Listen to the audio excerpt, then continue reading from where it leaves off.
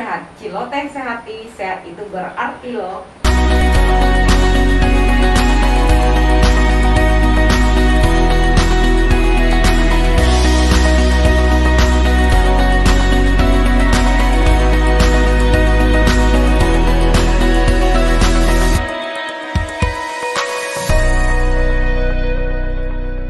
Assalamualaikum warahmatullahi wabarakatuh. Selamat pagi sahabat saya semua. Di episode podcast Ciloteh Sehati Puskesmas Peretaji kali ini kita bersama Dr. Revina, SPPD, KAI, Finasip, spesialis ilmu penyakit dalam konsultan alergi imunologi di Rumah Sakit M. Jamil Padang. Kemudian KPS SP1 ilmu penyakit dalam FK Unan dan Ketua Komda KIPI Vaksin COVID Provinsi Sumatera Barat. Selamat pagi, Dok. Selamat pagi, Rosa. Terima kasih, Dok, atas kedatangannya saat ini. Kali ini kita akan membahas mengenai vaksinasi, apakah bisa dilaksanakan di bulan puasa, kemudian efek samping dan kandungan yang terdapat di vaksin ini, Dok. Baik, Dok, mungkin dari yang pertama dulu. Saat ini kita akan menyambut bulan puasa, ya, Dok? Iya.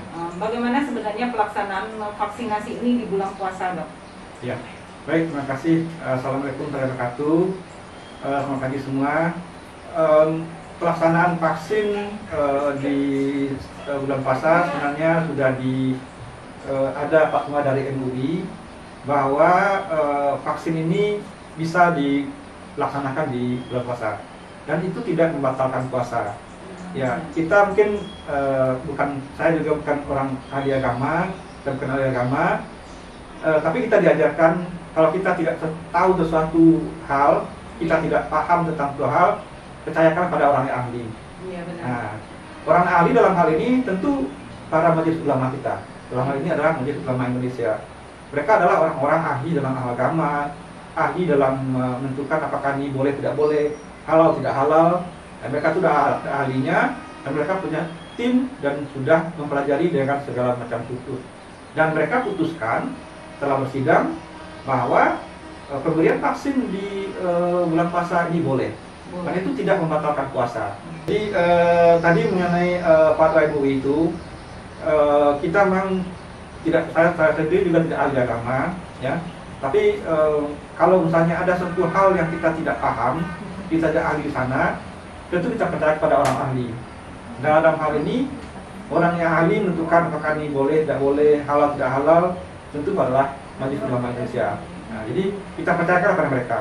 Mereka membuat keputusan bahwa ini boleh, tidak membatalkan puasa dan halal, tentu sudah dengan pertimbangan dan penelitian yang dalam.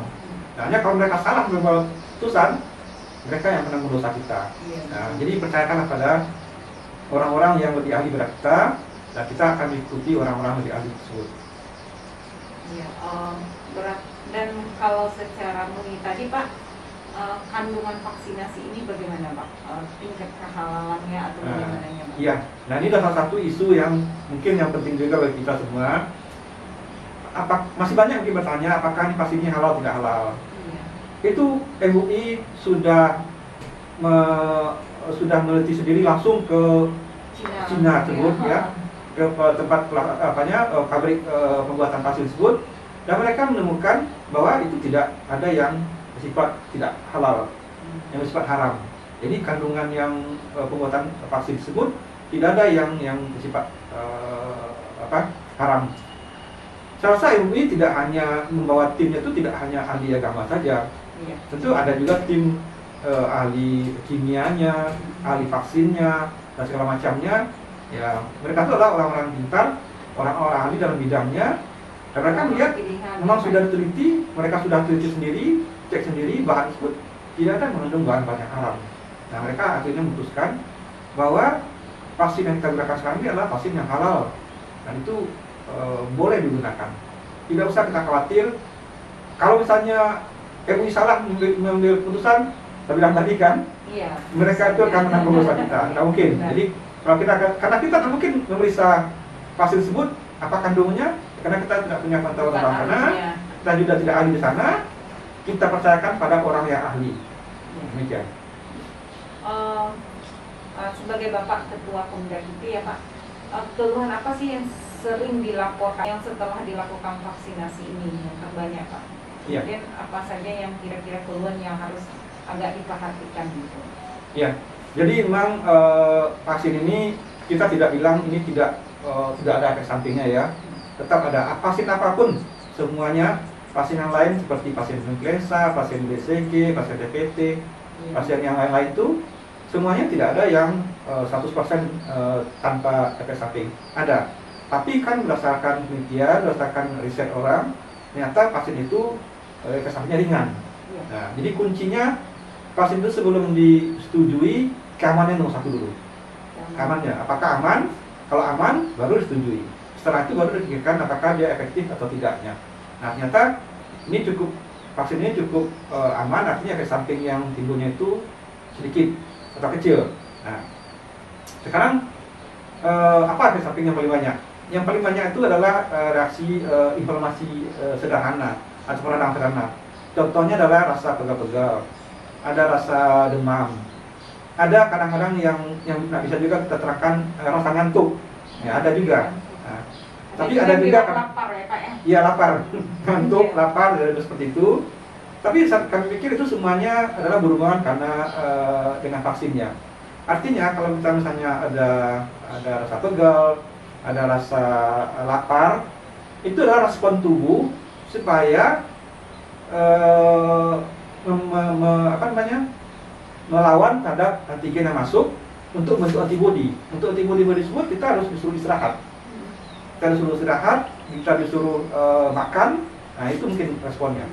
Contoh saja ya, kita infeksi, misalnya infeksi flu atau ispa biasa, pasti badan kita lemas, kita disuruh tidur, ya, pasti seperti itu. Nah setelah kita istirahat bisa tidur, biasanya kalau dengan infeksi ispa biasa itu bisa sembuh sendiri. Itu adalah respon tubuh, itu alarm kalau secara imunologi dari saya itu kan, ilmu imunologinya itu adalah respon tubuh normal. Menyuruh kita istirahat supaya imun kita bekerja dengan baik. Nah, setelah imun kita bekerja dengan baik, setelah kita istirahat, kita merasa segar. Ya, semua kita pernah batuk pilek, ya, flu gitu kan. Obatnya cuma istirahat. Ya, obatnya istirahat. Semua kita harus merasakan itu pegal, sakit kepala. Kemudian kita istirahat dengan istirahat di rumah, cukup makan vitamin, 2-3 hari setelah itu betul baik. Nah itu sama dengan pemberian vaksin ini, itu juga ada orang memang tanpa gejala kadang-kadang ya, tapi ada juga yang agak sensitif, dia tuh menimbulkan rasa pegal, rasa kadang-kadang ada mual juga. Obatnya ya berikan kalau misalnya ada demam, pegal, berikan obat analgetik, paracetamol misalnya kan. Kalau misalnya diberikan, misalnya ada keluhan dari lambung, misalnya kita berikan obat lambung saja sedikit itu. Dan itu keluhan itu dalam 2-3 hari biasanya hilang. Nah, berarti itu reaksi normal dari respon tubuh ya? Respon tubuh normal untuk pembentukan antibodi tadi ya? Iya, jadi berdasarkan yang kita teliti kan saya ketua ini laporannya, sampai sekarang kita belum menemukan efek samping yang berat. Mungkin sudah sekian ribu kita memberikan vaksin di Sumatera Barat ini ya. Yang kami catat mungkin sampai 50 orang barangkali, dan itu pun ringan-ringan. Biasanya keluhannya cuma ada yang mual, ada yang masa pusing, ya, dan itu bisa diatasi dengan baik. Nah, yang kebanyakan efek samping itu yang banyak adalah serangan panik, stres relatif imun respon namanya, stres relatif imun respon, respon imun yang berhubungan dengan stres. Kebanyakan seperti itu. Kenapa banyak seperti itu? Karena mungkin sebelum divaksin dia sudah mendengar berita-berita yang salah, hoax, segala macam itu. Masih ada juga ketakutan ini halal, tidak halal. Sehingga paniknya meningkat. Iya, paniknya meningkat. Nah ini yang menyebabkan rasa paniknya. Ditambah lagi kadang-kadang memang ada orang-orang tertentu yang dia sudah punya penyakit lain juga, ya. Dia sudah punya keluhan lambung, dispepsia kan, sakit perut, tambah dengan keadaan stres, dia masih belum yakin atau obat ini, vaksin ini apakah halal atau tidaknya, baik atau tidak badannya. Nah waktu divaksin itu menyebabkan stres, salah lambungnya naik, nah jadi mual, muntah. Nah, tapi itu sebenarnya bisa diatasi dengan obat-obat yang sederhana ya, yang tersedia di puskesmas itu bisa diberikan. Nah itu akan hilang sendiri dalam 2-3 hari aja. Berarti reaksinya itu lebih kepada stresnya tadi ya Pak? Iya. Bukan karena vaksinnya sebenarnya ya Dok ya? Iya. Karena reaksi stresnya memicu reaksi tubuhnya berlebih gitu kan? Iya. Memang kita akui juga ada juga yang efek sampingnya seperti itu, tapi ini kebanyakan ringan. Iya, Ringan. Masih bisa diatasi. Iya, adaptasi. Memang beda-beda orang ya. Ada orang yang ambang rasa sakit itu cukup tinggi, ya. Ada orang yang sudah putus dari tangannya, dia tenang-tenang aja. Iya. Iya. Tergantung. Iya.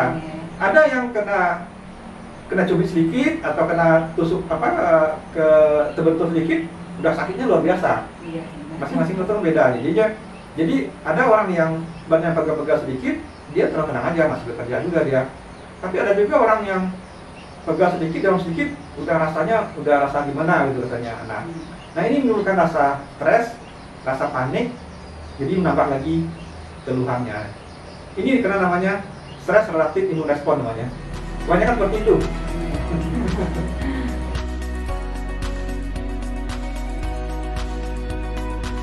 Pegel badan kan? Nah semua orang tuh beda-beda. Ada orang yang tenang-tenang aja. Kalau saya kan divaksin gitu kan, yang seperti pertama aman, nggak masalah. Yang kedua, emang 1 hari 2 hari itu lemas mas kadang tuh, gimana tuh ya? Pegel, kurang semangat. Tapi tetap kerja aja karena kita nggak peduli kan. Iya. Masih tetap kerja aja kan, walaupun ya, kenapa kok lemas sekali badan ini, kurang semangat datanya, kurang semangat. Tapi cuma 2 hari itu besok nggak apa-apa lagi. Nah orang lain yang nggak ngerti, waduh nih vaksin bukan tambahan baik lah, tambah sakit badan saya aja lah. Iya. Nah itu yang mungkin harus kita promosinya kepada masyarakat bahwa itu memang itu adalah respon normal, karena akan hilang sendiri dalam 1-2 hari. Nah, kalau memang mengganggu sekali makan paracetamol, ya. Iya. Kalau misalnya makan lambungnya sakit, ya makan aja lah. Tasid, semitidin, ranitidin. Iya. Udah itu aja, udah baik tuh. Cuma kecemasan yang berlebihan. Kecemasan yang berlebihan itu yang.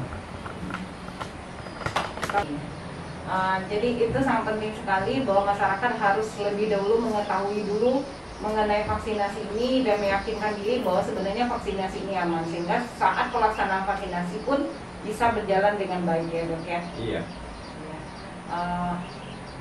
Mungkin itu saja Dok bincang-bincang kita kali ini. Mudah-mudahan ini membuka mata kita semua bagi masyarakat terutama agar jangan lagi khawatir, karena kita sudah mempercayakan kepada ahlinya dan sudah diteliti manfaat dan efektivitas vaksinasi ini. Semakin cepat semuanya divaksinasi, maka akan semakin cepat terbentuk kekebalan komunal ya Dok ya. Iya. Sehingga semakin cepat kita mudah-mudahan terbebas dari pandemi ini dan semakin baiklah negeri kita ini. Terima kasih banyak Dok atas waktu dan informasinya. Sahabat sehat semua, kita sudahi acara ini. Assalamualaikum warahmatullahi wabarakatuh. Ketemu lagi di lain waktu. Salam sehat, salam podcast. Ciloteh Sehati, sehat itu berarti loh. Terima kasih Dok. Waalaikumsalam warahmatullahi wabarakatuh.